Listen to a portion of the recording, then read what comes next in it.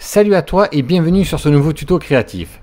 Ce format sera un peu plus long que d'habitude et j'espère surtout qu'il vous apprendra pas mal de choses.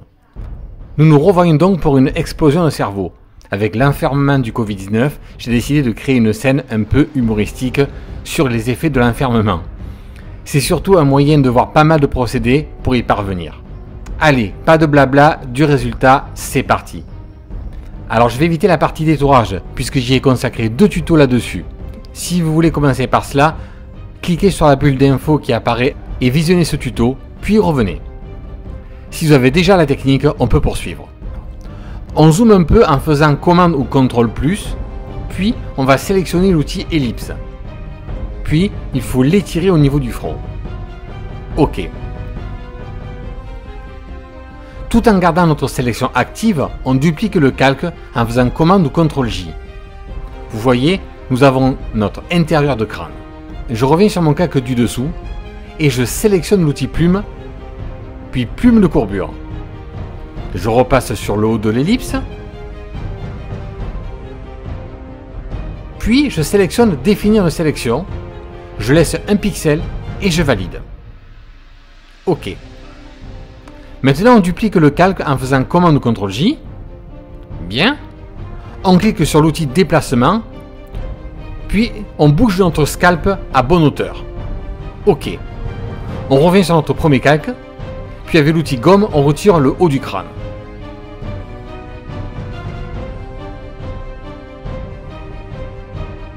On revient sur notre calque ellipse. Puis je clique sur la couleur et j'en choisis une dans les rouges foncés. Puis on sélectionne l'outil dégradé. On clique ici et on va chercher notre couleur. OK. On clique ici, puis on étire et notre dégradé apparaît. On désélectionne en faisant commande ou CTRL-D. Ensuite, cliquez ici, puis ici, modifier la couleur. Très bien. Maintenant, il faut essayer d'ajuster au mieux les paramètres de largeur, d'épaisseur de votre ombre interne. C'est vraiment une question de goût.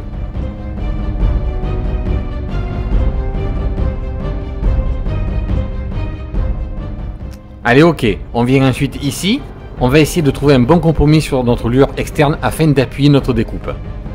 On modifie un peu la hauteur du crâne, puis je reviens sur l'ellipse, et on duplique. On va se servir de cette duplication pour l'ajouter à notre scalp. On le retourne, impec. Je fais commande ou CTRL-T pour redimensionner correctement.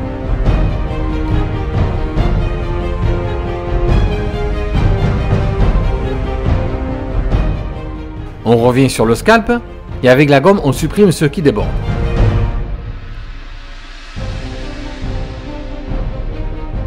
Maintenant on réactive le fond, puis on va supprimer les défauts du détourage des cheveux en faisant calque, cache, puis supprimer les franges. C'est mieux. On le repositionne un peu, puis on fait commande ou CTRL-T, puis déformation. Et on ajuste.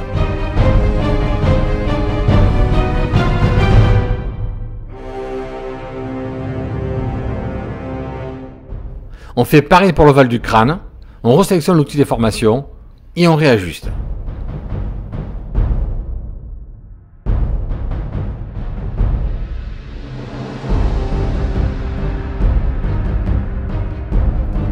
OK.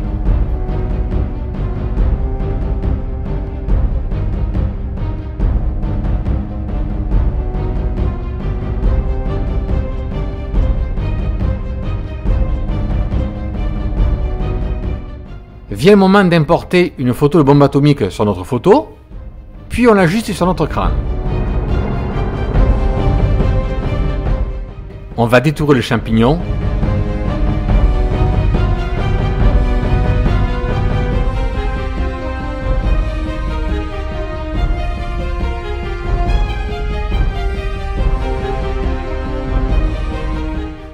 Et on supprime.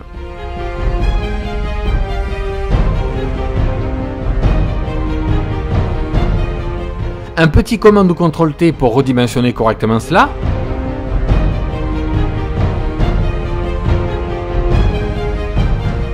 Puis on fait passer notre explosion en mode de fusion incrustation. Et on le redimensionne.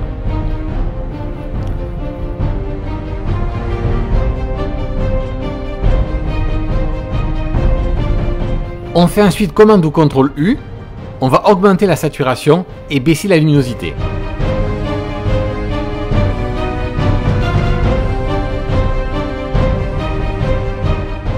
On duplique l'explosion et on met un deuxième mode de fusion tamisé. Et on réduit l'opacité. Et on va s'en servir pour donner l'effet d'expulsion de notre scalp. Pour cela, vous faites filtre, flou, flou directionnel et on l'augmente franchement pour créer cette traînée.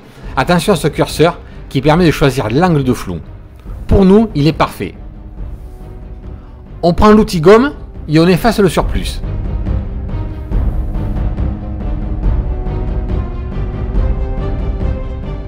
On fait basculer cette explosion plutôt en mode produit et on baisse l'opacité. C'est mieux. On duplique le scalp, puis on applique un flou directionnel.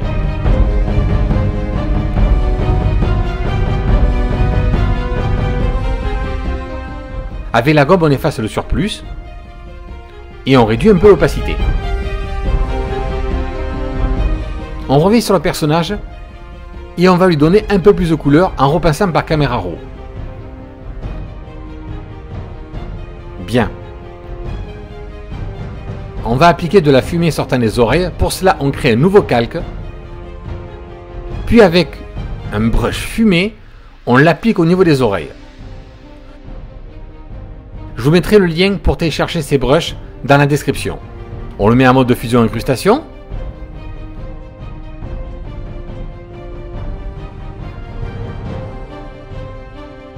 Puis on le redimensionne. On va y ajouter un flou. Pour cela, on fait flou, flou gaussien. On va finalement le faire basculer en mode de fusion soustraction. Je préfère clairement. Ça donne un effet beaucoup plus fumé. Je le duplique et je décale cette nouvelle fumée un peu au-dessus.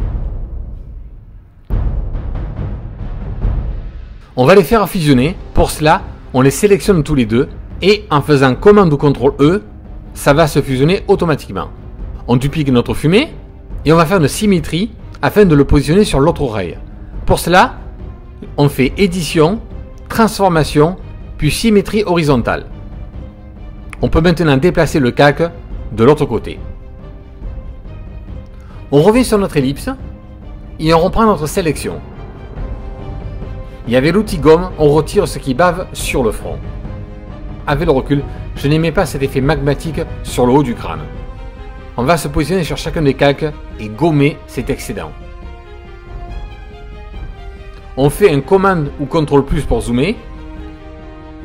Puis on va sélectionner l'outil densité plus. On passe notre curseur entre les cheveux et l'ovale.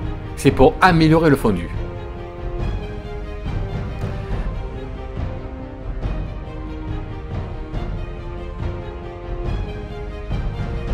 Ouf, c'est enfin terminé. J'espère que le résultat vous plaît et que vous en aurez l'utilité pour vos applications personnelles.